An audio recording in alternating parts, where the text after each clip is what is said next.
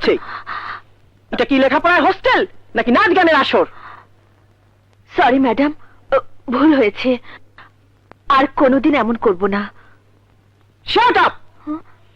এই হোস্টেলে তুমি আসার পর বহুবার তুমি সরি বলেছো, আর আমি মাফ করে দিয়েছি, কিন্তু তুমি বারবার অপরাধ করবে আর আমি মাফ করব, তা হয় না।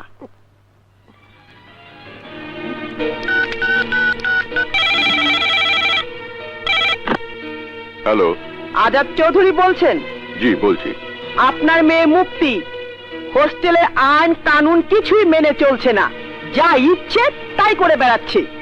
ম্যাডাম, আমার মেয়েটা একটু দুষ্টু প্রকৃতির। আপনার মেয়ের বিরুদ্ধে আমাদের অ্যাকশন নিতেই হবে। এবারের মতো ওকে মাফ করে দিন ম্যাডাম। ম্যাডাম, ফোনটা মুক্তিকে একটু দিন। হ্যাঁ, নাও। Hello daddy. মুক্তি, ভেবেছিলাম তুমি নিজেকে শুধরে নেবে, পড়াশোনায় মন দেবে, কিন্তু তা না করে তুমি ঠিক আগের মতো দুষ্টুমি করে সময় নষ্ট করছো। ড্যাডি।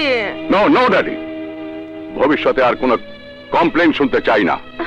বিশ্বাস করো ড্যাডি, আমি কিছুই করিনি। মুক্তি, সত্যকে মিথ্যা দিয়ে ঢাকবার চেষ্টা করো না।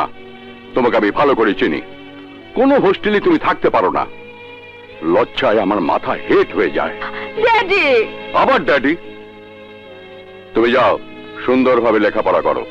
তোমার বিরুদ্ধে যেন আর কোনো কমপ্লেন না শুনি। যদি এই হোস্টেল থেকে তোমাকে বের করে দেয়া হয়, তাহলে মনে রেখো, আমার বাড়িতেও তোমার জায়গা হবে না।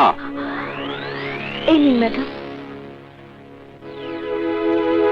এবারের মতো আমি মাফ করলাম, ভবিষ্যতে মনে থাকে যেন।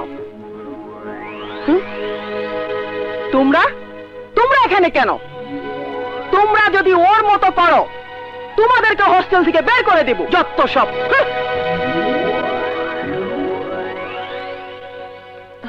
কিরে মুক্তি, তোর বাবা কি বলেছে?